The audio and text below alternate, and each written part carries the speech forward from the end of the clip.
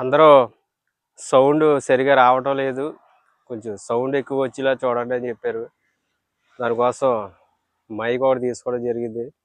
ఈ మధ్యకాలంలో వీడియోలు చేయలేదు, మళ్ళీ ఈ సంవత్సరంలో ఇదే ఫస్ట్ వీడియో.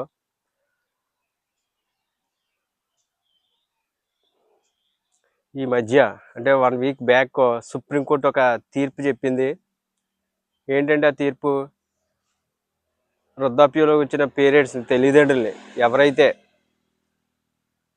నెగ్లెక్ట్ చేశారో అలాంటి పిల్లలకి ఏమన్నా తల్లిదండ్రులు అదే పేరెంట్స్ రాసిచ్చిన ఆస్తులు ఏవైతే ఉన్నాయో అవన్నీ రిటర్న్ పెట్టమని చెప్పేసి సబ్ రిజిస్టర్ ఆఫీస్కి ఆవిడ చెప్పడం జరిగింది. ఆటోమేటిక్గా తల్లిదండ్రులు పిల్లలకి రాసిన ఆస్తులు ఏమీ చేయకుండానే జస్ట్ ఒక కేసు అప్లై చేస్తే కనుక, ఒక అప్లికేషన్ పెడితే ఆస్తులన్నీ మళ్ళీ ఎంతైతే ఆస్తి రాశారో, ఎంతమంది పిల్లలు రాశారో అన్నీ కూడా మళ్ళీ పేరెంట్ మీద ట్రాన్స్ఫర్ అవుతాయి. అది రీసెంట్గా వచ్చిన తీర్పు, ఈ సంవత్సరంలో వచ్చిన తీర్పు సుప్రీంకోర్టు చెప్పింది. నేను చెప్పేది ఏంటంటే, అలాంటి ఎవరన్నా ఆ స్థితిలో ఎవరన్నా పేరెంట్స్ ఉంటే కనుక, అలా ఎవరన్నా పిల్లలు ఉంటే కనుక చాలా అలా ఆ స్థితికి ఎవరో తెచ్చుకోవద్దని చెప్తున్నాను.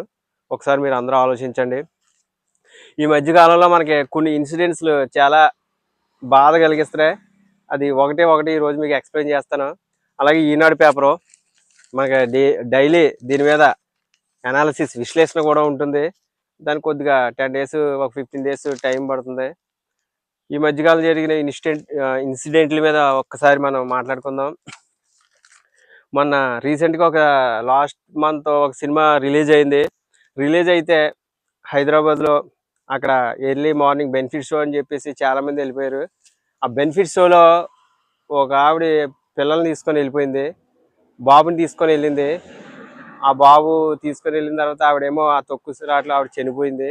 బాబు ఏమో ఇప్పుడు చావు బ్రతుకుల్లో హాస్పిటల్లో ట్రీట్మెంట్ చేసుకుంటున్నాడు. నెక్స్ట్ మొన్న రీసెంట్గా మళ్ళీ మనకి రాజమండ్రిలో ఒక ఆడియో ఫంక్షన్ జరిగింది. ఆ సినిమాకి కూడా ఇద్దరు ఫంక్షన్కి వెళ్ళి వచ్చిన తర్వాత కాకినాడ వచ్చిన తర్వాత యాక్సిడెంట్లో వాళ్ళిద్దరూ చనిపోయారు. రీసెంట్గా నిన్న తిరుపతిలో ఏదో టోకెన్లు ఇస్తారని చెప్పేసి అంటే ఒకేసారి గేట్ ఓపెన్ చేశారంట. ఇంచుమించుగా 5-6 చనిపోయారు. బాగా గమనించండి. నిన్న వైజాగ్ నరేంద్ర మోడీ గారు వచ్చారు. ఆ మీటింగ్లో మన పవన్ కళ్యాణ్ గారు, చంద్రబాబు నాయుడు గారు ఆ మీటింగ్లో ఉన్నారు. ఇంచుమించుగా 2 లక్షల కోట్ల పెట్టుబడులు వచ్చినాయి మనకి నిన్న. అది దేశ చరిత్రలోనే ఒక హైలైట్. ఆంధ్రప్రదేశ్లో ఎప్పుడు కూడా మనకు అన్ని కోట్ల పెట్టుబడులు అయితే రాలేదు. 1,85 కోట్లు పెట్టుబడి హైడ్రోజన్ కోసం అని చెప్పేసి హైడ్రోజన్ సంబంధించిన కంపెనీకి వచ్చినాయి. అది అనకాపల్లిలో స్టార్ట్ చేస్తున్నారు. ఇలాంటి సందర్భంలో నిన్న తిరుపతిలో ఇన్సిడెంట్ జరిగింది. మొన్నేమో ఆడియో ఫంక్షన్లోనేమో ఇద్దరు చనిపోయారు, ఒక ఆవిడేమో అక్కడ అలా చనిపోయింది. ప్రతి ఒక్కరూ వ్యక్తిగత ఎవరికి వాళ్ళే తీసుకోవాలా కేరు, అంతే తప్ప ఎవరో వచ్చి నువ్వు నాకు ఏదైనా జరిగితే వేరే వాళ్ళ బాధ్యతలు ఎప్పటికీ ఎవరో. ఆ థియేటర్లో ఎర్లీ మార్నింగ్ 5 o'clockకి 4 o'clockకి ఆవిడ పిల్లల్ని తీసుకొని సినిమాకి వెళ్ళిపోయింది. అంత అవసరం అయితే ఏమీ లేదు. ఒక రాజకీయ నాయకుడు, ఒక సినిమా హీరో అవ్వచ్చు, ఒక బిజినెస్ మ్యాన్ అవ్వచ్చు, బయటికి వెళ్ళినప్పుడు ఇంచుమించుగా ఒక 10 మెంబర్స్ సెక్యూరిటీ ఉంటారు. ఈరోజు నువ్వు నేను బయటికి వెళ్తే ఎవరో సెక్యూరిటీ ఉంటారు, ఎందుకంటే మనం అంత ఇంపార్టెంట్ పర్సన్స్ కాదు. కాబట్టి వాళ్ళే అంత సెక్యూరిటీతో ఉన్నప్పుడు వాళ్ళు తినే ఫుడ్ అవ్వచ్చు, తిరిగే ఎక్కడికి వెళ్ళి అవ్వచ్చు. నేను వైజాగ్ వచ్చారు ప్రధాని నరేంద్ర మోడీ గారు. ఇది 1 వీక్ బ్యాక్ హోంశాఖ, కేంద్ర హోంశాఖ ఏం చేసిందంటే మొత్తం ఆ ఏరియాని మొత్తం తన హ్యాండ్ఓవర్లో తీసుకుంది. సెక్యూరిటీకి అంత ఇంపార్టెన్స్ ఉంది. నేను తిరుపతిలో జరిగిన ఇన్సిడెంట్స్లో ఇంచుమించుగా 6 చనిపోయారు. దేవుడు రాడు.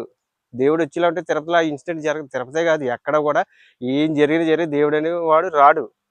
అది అంతే. అది కాబట్టి ఆ సెక్యూరిటీ తీసుకోవాల్సిన బాధ్యత ప్రతి ఒక్కరి మీద ఉంది. అంతే తప్ప తిరుపతిలో ఇన్సిడెంట్ జరిగింది దానికి ప్రభుత్వమే బాధ్యత వహించాలా, థియేటర్లో ఇన్సిడెంట్ జరిగింది దానికి హీరోయే బాధ్యత వహించాలా, ప్రాజెక్ట్ దగ్గర ఇన్సిడెంట్ జరిగింది దానికి వాళ్ళే బాధ్యత వహించాలంటే ఎవరు బాధ్యత వహించరు. ప్రాణాలు పోతే అవి వెనక్కి రావు. కాబట్టి ప్రతి ఒక్కరూ, నేనవ్వచ్చు, మీరవ్వచ్చు, ప్రతి ఒక్కరు వ్యక్తిగతంగా ఒక బైకుల మీద వెళ్ళా, కార్ల మీద వెళ్ళా, ఒక సినిమాకి వెళ్ళా, ఒక గుళ్ళకి వెళ్ళా, ఎక్కడికి వెళ్ళా బాధ్యత మనమే తీసుకోవాలి. అది నువ్వు నచ్చి వెళ్తున్నావు. అది ఒక 5 నిమిషాలు ఈ సినిమా ఈ రోజు చూడకపోతే నష్టం ఏం జరగదు. రేపు చూడొచ్చు. దేవుడిని ఈ రోజు దర్శించుకోకపోయినా నష్టం ఏం రాదు. రేపు దర్శించుకోవచ్చు. నేను ప్రాణాలు పోని ఎవ్వరు లేరంట. వాళ్ళందరూ అనాథలు అయిపోయారు. దేవుడు తీసుకొచ్చి ఆ ప్రాణాన్ని ఇవ్వడు కదా. ఇలా ఎన్నో ఇన్సిడెంట్లు చూసాం మనం. ప్రపంచం వ్యాప్తంగా అన్ని మతాల్లో చూసాం. అయినా మనుషులు మారడం లేదు. హీరోలు ఏం చేస్తారు? ఆ సినిమా తీశారు, నచ్చితే చూడు, లేకపోతే మానే. దానికి హీరోలు బాగు చేసి మళ్ళీ వాళ్ళ మళ్ళీ టార్గెట్ చేసి మళ్ళీ ఇన్విటేట్ చేసి వాళ్ళని అవమానించి రాజకీయ నాయకులు ఏదో ప్రభుత్వాలు ఇలా చేసి అలా చేసి దీనికి ఒకటే పరిష్కారం. నువ్వు ఏది జరిగినా అది మంచి అయినా చెడు అయినా వ్యక్తిగతంగా ఎవరికి వాళ్ళే బాధ్యత తీసుకోవాలి తప్ప దానికి గవర్నమెంట్ అవ్వచ్చు, హీరోలు అవ్వచ్చు, ఎవ్వరు కూడా బాధ్యత తీసుకోరు. చంద్రబాబు నాయుడు గారికి లేటెస్ట్గా ఈ మధ్యన సెక్యూరిటీ పెంచారు. ఎందుకంటే ఉగ్రవాదుల నుంచి, నక్సలైట్ల నుంచి ముప్పు ఉందని చెప్పేసి నరేంద్ర మోడీ స్పెషల్గా అమిత్ షా గారు సెక్యూరిటీ ఫోర్స్ పెంచారు, ఎస్హెచ్ఎస్ ఫోర్స్ పెంచారు. మళ్ళీ స్పెషల్గానే ఎందుకు అంత ఫోర్స్ తీసుకుంటారంటే మనకు అంత వాల్యూ ఉంది. మన మనిషి ప్రాణానికి అంత వాల్యూ ఉంది. అలాంటి ప్రాణాన్ని నచ్చినట్టు నువ్వు ఎప్పుడు తింటావో తెలియదు, ఎప్పుడు పడుకుంటావో తెలియదు, ఎక్కడ తిరుగుతావో తెలియదు, ఎలాగో ఉంటావో తెలియదు. నీకు అసలు రెగ్యులేన్స్ ఏమి ఉండదు. ఏమైనా జరిగితే గవర్నమెంట్, ప్రభుత్వాలు ఏమి చేయవు. వాళ్ళే ఎంతో సెక్యూరిటీ తీసుకుంటున్నారు. పవన్ కళ్యాణ్ కావచ్చు, చంద్రబాబు నాయుడు గారు అవ్వచ్చు, ఎవరైనా ఎమ్మెల్యేలు అవ్వచ్చు, మినిస్టర్లు ఎవరైనా సరే బయటకు వచ్చినప్పుడు అవ్వచ్చు, ఎక్కడైనా తిండి విషయంలో అవ్వచ్చు, ప్రతి విషయంలో కూడా చాలా కేర్ తీసుకుంటున్నారు తప్ప వాళ్ళకి వచ్చి ఏ దేవుడు వచ్చి వాళ్ళకి ఏమీ కుర్చీలేసి కూర్చోబెట్టలేదు. వాళ్ళే బాధ్యత తీసుకున్నారు. నువ్వు ఏ బాధ్యత తీసుకోవో నిర్లక్ష్యం, అంతా నిర్లక్ష్యం. నీకు ప్రాణాలు పోతే ఏమవుతాయి? నీ ప్రాణాలు పోతున్నాయి, ప్లస్ నీ వెనకాల ఉన్న వాళ్ళు కూడా బాధపడుతున్నావు. కాబట్టి ప్రతి ఒక్కరు ఆలోచించండి. ఎవరికి వారే బాధ్యత తీసుకోవాలా. దేవుడని నువ్వు వెళ్ళాలి తప్ప అక్కడ ఏం జరిగినా దేవుడు కూడా నీకు రెస్పాన్స్ అనేది ఉండదు. ఇది ప్రపంచంలో ప్రతి ఒక్కరికి మళ్ళీ తెలుసు. మరొకసారి జ్ఞాపకం చేస్తున్నాను, అమెరికా అధ్యక్షుడికి అయితే ప్రపంచంలో ఎవరికి లేనంత సెక్యూరిటీ ఉంది. మన హైదరాబాద్ లాస్ట్ 5 years బ్యాక్ వచ్చినప్పుడు ఫుల్ సెక్యూరిటీ. ఎందుకు అంత సెక్యూరిటీతో వస్తున్నారు అలా అంటే సొసైటీలో ఉన్న సిచ్యువేషన్లు బట్టి ఆ ఉగ్రవాదులు ముప్పు అవ్వచ్చు, నక్సలైట్లు వేరే ఏదైనా తాలిబాన్ల యొక్క ప్రభావం అవ్వచ్చు. అంత ఇంపార్టెన్స్ ఇస్తున్నారంటే ప్రాణానికి నీకు నాకేముంది?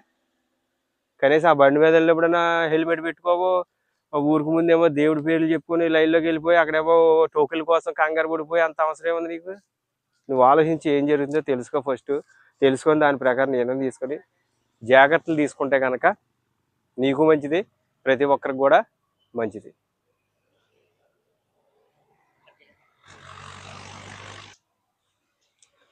ఛానల్ అందరూ సబ్స్క్రైబ్ చేయండి, అలాగే షేర్ కూడా చేయండి. దీనివల్ల నాకు తెలిసి ప్రతి ఒక్కరికి ఇది బెనిఫిట్ అవుతుంది తప్ప లాస్ అయితే అవ్వదు. మన బయట ఉదయం నుంచి సాయంత్రం యూట్యూబ్లో బోల్డ్ వీడియోలు చూస్తారు, నేను చూస్తారు, ప్రతి ఒక్కరు చూస్తారు. ఎక్కువ ఎంటర్టైన్మెంట్ కోసం సంబంధించింది. యూట్యూబ్లో ఇప్పటి వరకు ఇలాంటి వీడియోలు అయితే ఒక 10 వచ్చి ఉంటాయి. అందులో మనది ఒకటి ఉంటుంది. ఈ టైప్ వీడియోలు అయితే ఎక్కడ లేవు. ఒక 100 పుస్తకాలు చదివితే ఎంత నాలెడ్జ్ వస్తుందో ఒక వీడియో అంటే అంత నాలెడ్జ్ వస్తుంది. ఒక 1000 మంది మేధావులతో మాట్లాడితే ఎంత నాలెడ్జ్ వస్తుందో ఒక వీడియో అంటే అంత నాలెడ్జ్ వస్తుంది. నెక్స్ట్ మనం ఏ పని చేసినా దానికి దైవ సంకల్పం అనేది ఒకటి ఖచ్చితంగా ఉంటుంది.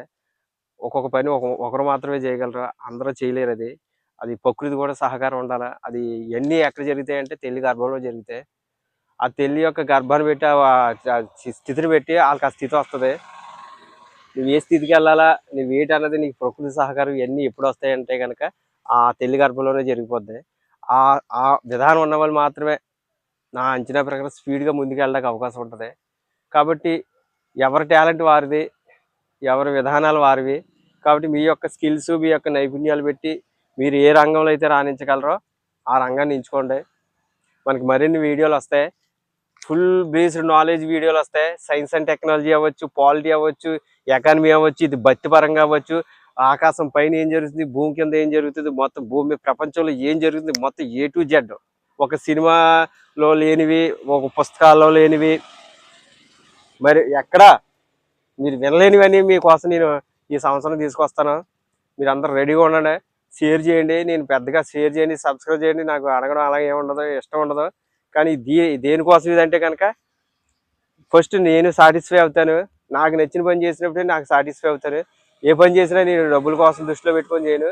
అది నాకు నచ్చితేనే నేను ముందుకు వెళ్తాను. అదే జరుగుతుంది, రేపు కూడా అదే జరుగుతుంది. డబ్బు అనేది ప్రైమరీ, దానికి దాని రిసోర్స్ ఏంటి అన్నది ఇంటర్నల్గా నా యొక్క ఆలోచన విధానం వేరు. ఇదైతే కనుక వ్యక్తిగతంగా ఇది నాకు చాలా ఇంట్రెస్ట్ కాబట్టి నేను ఇప్పుడు చేస్తున్నాను. అందరికీ నచ్చుతుంది. నచ్చడం ఒకటి ఏంటంటే రేపు పొద్దున్న మీ రూట్ మార్చుతుంది. మీ రూట్ అంటే ఇలాగ వెళ్ళే రూటు వేరేగా సపరేట్ అవుతుంది. ఒకవేళ రాంగ్ రూట్లో వెళ్ళే వాళ్ళకి రైట్ రూట్లో వెళ్తారో, స్లోగా వెళ్ళే వాళ్ళు స్పీడ్గా వెళ్తారో, ఒకవేళ బ్యాడ్ హ్యాబిట్స్ ఉన్న వాళ్ళు గుడ్ హ్యాబిట్స్ పరంగా వెళ్తారో, అన్ని విషయాల్లో కూడా మీకు ఇది బెనిఫిట్ అవుతుంది తప్ప మీకు లాస్ అయితే ఉండదు. చేయండి, చేసి మీకు నచ్చితే పక్క వాళ్ళకి చెప్పండి, కనీసం మీరైనా వినండి. బోల్డ్ వీడియోలు అంటారు, ఇది పెద్ద మీకు లాస్ ఏమీ కాదని నా అభిప్రాయం. పాలిటిక్స్ కోసం అన్ని విషయాలు కూడా చెప్తాను. ఒక రాజకీయ నాయకులు ఎంత కష్టపడుతున్నారో చెప్తాను, సైంటిస్టులు ఎంత కష్టపడుతున్నారో చెప్తాను. దేశం కోసం ఎవరెవరు వాళ్ళే కాదు, ఇండివిజువల్గా సామాన్యులు అవ్వచ్చు, కొంతమంది కష్టపడిన పేరు ప్రఖ్యాతులు ఏవో మరుగున పడిపోతారు, వాళ్ళ కోసం కూడా చెప్తారు.